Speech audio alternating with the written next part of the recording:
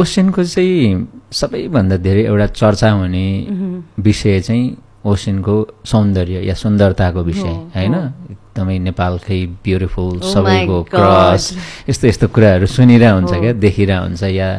त्यो कमेन्ट्स हामीले हेरिरा हुन्छ सुनिरा हुन्छ हैन त्यो आफूले सुन्दाखेरि चाहिँ कति मजा लाग्छ मजा नमजा लाग्ने भन्दा पनि अब त्यो दृष्टिकोण हो हेराइ हो भनेर भन्छु म तर मेरो लागि चाहिँ सौन्दर्य अथवा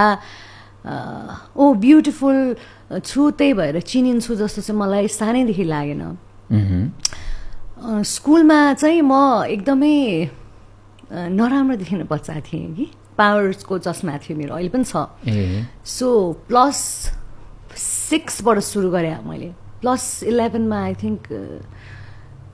व्यक्ति अन्धो हुन्छ समवेयर अराउन्ड 11 मा चाहिँ अन्धो हुन्छ होला जस्तो लागेको थियो मलाई आँखा नदेख्ने दृष्टिबिन पर्न सक्छ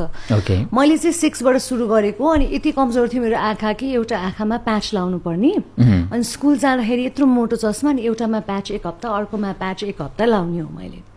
सो मेरो धेरै साथीहरू पनि थिएन म कसैले पनि चिन्दैन थियो स्कुलमा अनि